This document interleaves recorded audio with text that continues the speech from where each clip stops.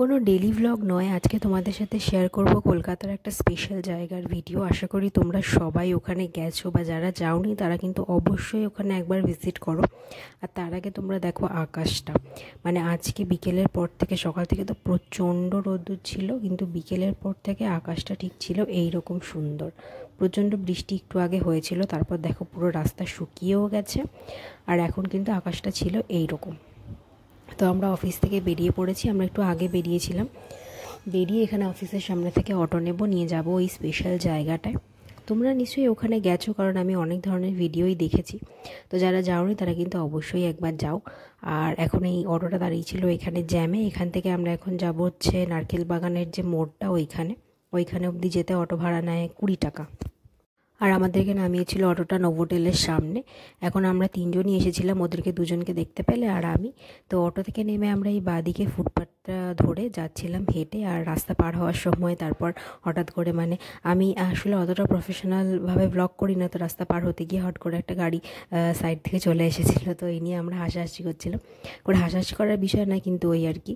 তারপর আমরা এখানে দেখতে পাচ্ছ অ্যাক্সিস মলের সামনে দাঁড়িয়ে এখানে ফুচকাটা দেখে আমাদের হঠাৎ করে ইচ্ছে হলো ফুচকা খেতে। আমরা ঘুরতেই বেরিয়েছিলাম, তো সেজন্য খাওয়া দাওয়া করার জন্যই যেহেতু বেরোনো, ফুচকা দেখে চল ফুচকা খাই। তো এখানে কাকু যখন আলুটা মাখছিল তখন মানে আর দাঁড়িয়ে থাকতে পারছিল, মানে এটা হয় না যে ফুচকার দোকানের সামনে গিয়ে না মানে দাঁড়িয়ে থাকা যায় না। দূর থেকে দেখলে ঠিক আছে, কিন্তু ফুচকার দোকানের সামনে এসে ফুচকার সামনে দাঁড়ালে মানে জিভে জল আসে না, এরকম লোক আমি জানি না পাওয়া যায় কিনা। তো আমাদেরকে জিজ্ঞাসা করলো পেঁয়াজ দিয়ে খাবো কিনা। তো কলকাতার সাইডে পেঁয়াজ দেওয়া ফুচকা পাওয়া যায়, আমাদের ওদিকটাতেও পাওয়া যায়। আগে কিন্তু অতটা পেঁয়াজ দেওয়া ফুচকা মানে ছিল না। তো এখন দেখি মোটামুটি সবাই করে, বেশ ভালোই লাগে খেতে, খারাপ লাগে না। তো এখানে দেখতেই পাচ্ছ ফুচকা নিয়ে নিচ্ছে। আর ফুচকা হাতে পেলে মানে কার মনটা খুশি হয়ে যায় বলো তো, এখানে তাড়াতাড়ি কমেন্ট করো। আর এই যে দেখো, এইটার সামনে থেকে আমরা রাস্তাটা ক্রস করব, আর তার আগেই চলে এলো বৃষ্টি। মানে আমরা ভাবলাম যে ছাতা নেব কি নেব না, এরকম করে ভেবে ভাবলাম ছাতা নেবো না, বৃষ্টি থেমে গেছে। তো এখানে আমরা ফুচকা খেতে খেতেই বৃষ্টি চলে এলো। আর এই যে দেখো আমরা দুজন যাচ্ছি, আর আমার ওই ফ্রেন্ডটাকে বলছিলাম তুই একটু ভিডিও বানিয়ে দে, ও ভিডিও বানাচ্ছিল। আর এখন কিন্তু প্রচণ্ড বৃষ্টি হচ্ছে। আর তারপর ও বললো যে দিয়ে আমি একটুখানি ভিডিওতে যাই, তো তাড়াতাড়ি করে ও চলে এলো। ওই জন্য এইভাবে আমরা হাসতে খেলতে তিনজনে একসাথে অফিসে টাইম কাটাই। ভীষণ ভালো ফ্রেন্ড ওরা আমার, সত্যি কথা বলতে ওদেরকে ছাড়া আমি অফিসটা জাস্ট ইম্যাজিনও করতে পারি না। কি করব, একটা বাজে জিনিস তো হয়েইছে, পরে বলবো তোমাদের, সেটা এখন বলবো না। তো এটা অ্যাকচুয়ালি আমাদের একসাথে ঘুরতে যাওয়ার অফিস থেকে মোটামুটি লাস্টই বলতে পারো। তো যাই হোক, কি আর করা যাবে, সবাই নিজের নিজের লাইফে এগোবে, এটাই স্বাভাবিক। এবার ওখানে হচ্ছিল সোনাঝুরির হাট। এবার তোমরা বলবে কলকাতায় আবার সোনাঝুরির হাট? হ্যাঁ, কলকাতা সোনাঝুরির হাট। ওই যে ব্রিজটা দেখালাম নোভোটেল থেকে ক্রস করে এসে, ওই ব্রিজের নিচেই হচ্ছে সোনাঝুরির হাট হচ্ছিল। তো শুক্রবার আর শনিবার করে ওখানে হয়তো শান্তিনিকেতন থেকে ওরা এসে একটা মেলা মতন করে আর কি, ওদের জিনিসপত্র যাতে সেল হয় সেজন্যই করে, খুব স্বাভাবিক। তো খুব সুন্দর ছিল। শুক্র আর শনিবার তোমরা যদি ওই জায়গাটায় যাও নিউ টাউনে, তাহলে কিন্তু এটা পেয়ে যাবে। তো তোমরা এখান থেকে শপিং করতে পারো, ভালোই জিনিসপত্র ছিল, বলবো না খারাপ। মানে প্রাইসটা একটু বেশি। তো আমি অ্যাকচুয়ালি সোনাঝুরিতে যাইনি কখনো, শান্তিনিকেতন আমার এখনও ঘোরা হয়নি, তো আমি জানি না যে ওখানে প্রাইসটা অ্যাকচুয়ালি কী। তো এখানে কিন্তু প্রাইসগুলো মোটামুটি বেশি ছিল। আর এই যে দেখো এই চায়ের দোকানটার সামনে এই পুরনো ভাঙা টিনগুলো দিয়ে কি সুন্দর বসার জন্য একটা অর্গানাইজ করেছিল ওরা। এটা খুব সুন্দর, মানে পুরনো জিনিসপত্র রিসাইকেল করে এটা করেছিল। এটা একটা চায়ের দোকান অ্যাকচুয়ালি, ওদের বসার জায়গা ওটা। আর এখানে দেখো জিনিসগুলো কি সুন্দর, অসংখ্য মানে হাতের কাজের জিনিস এখানে ছিল। জামা কাপড়গুলো ছিল, কুর্তিগুলো মোটামুটি 450 থেকে স্টার্টিং ছিল, আরও বেশি হাইফাই রেঞ্জেরও ছিল। ব্লাউজ ছিল খুব সুন্দর সুন্দর, কিন্তু এই ব্লাউজগুলো বা এই কুর্তিগুলো না একটু ট্র্যাডিশনাল টাইপের। ব্লাউজগুলো অ্যাকচুয়ালি মানে মোটামুটি শান্তিনিকেতন থেকে কেনা শাড়িগুলোর সাথেই না ওই ব্লাউজগুলো যায়। আর জুয়েলারিগুলোও আমার মনে হয় তাই, যে হ্যান্ডলুম শাড়ির সাথে এইসব জুয়েলারি খুব ভালো যায়।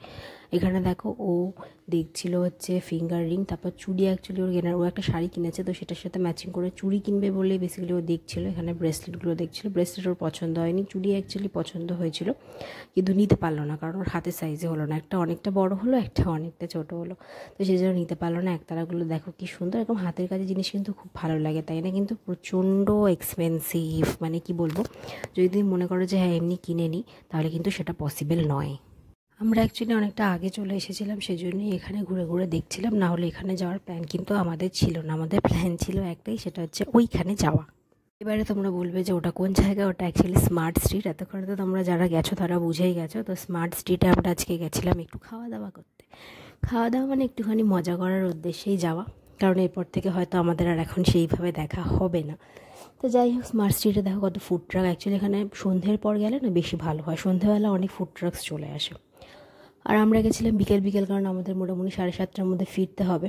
তো এখানে দেখো ফুড ট্রাকগুলো। আমরা এখানে গেলাম, যাওয়ার পর যে কটা দোকান খোলা ছিল সেখান থেকেই খাবো ভাবলাম। তারপর ওরা বললো চল একটু ফটোশ্যুট করে নিই, তো তারপরই খাবো একবার। আর এখানে ওই সাইডে না মেলা হচ্ছিল, মানে কিসের মেলা যায় না, মেলার ভেতরে আমাদের ঢোকা হয়নি কারণ আমাদের কাছে আর টাইম ছিল না। তো এখানে ওরা একটু ফটোশ্যুট করলো, তারপরে আমরা ফুড ট্রাকে যাবো খেতে। আগে সব কটা ট্রাক দেখে নিচ্ছিলাম কী কী আছে কী না আছে।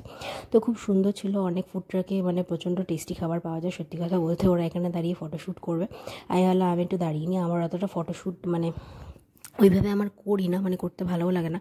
তো ওরা ওখানে করছিলো আর আমি এখানে দাঁড়িয়েছিলাম, দাঁড়িয়ে দাঁড়িয়ে দেখছিলাম চারিপাশটা। এই জায়গাটা না খুবই সুন্দর, আর ওয়েদারটা আজকে এত ভালো ছিল, ওই জন্য এই জায়গাটা এত বেশি ভালো লাগছিলো।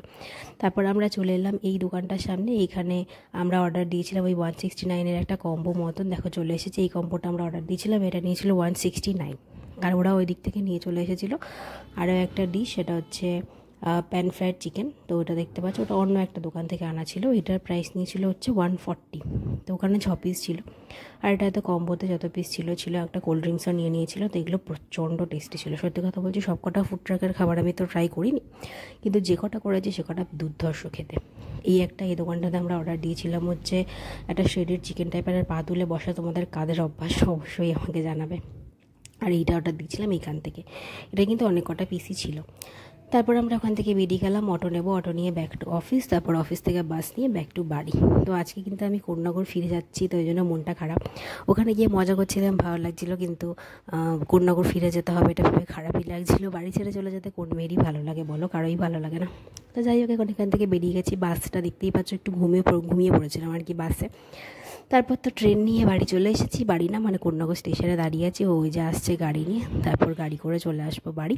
আর বাড়ি এসে আজকে প্রচণ্ড কাজ করেছি, বিশেষ করে মানে ঘরটা পুরো যাতা অবস্থা হয়েছিল। তারপর ঘরটা পুরো ক্লিন করেছি, পুরো পরিষ্কার, দেখতে পাচ্ছ চকচকে করে দিয়েছি। তারপরে ডিনার করলাম, ডিনারে একটু রুটি খেয়েছিলাম, হাফ রুটি খেয়েছিলাম, ভালো লাগছিল না খেতে। তারপরে এই যে আমার গ্রিন টি নিয়ে আসলাম। এবার বিছানার চাদরটা পাতবো, তো চাদর এটাই পাতা থাকে, আর ওপর থেকে এটা পেতে ঘুমাই জাস্ট। তো এই চাদর পেতে দিয়েছি, এবার ঘুমিয়ে পড়বো। আর কি, এইভাবে আজকে দিনটা চলে গেল।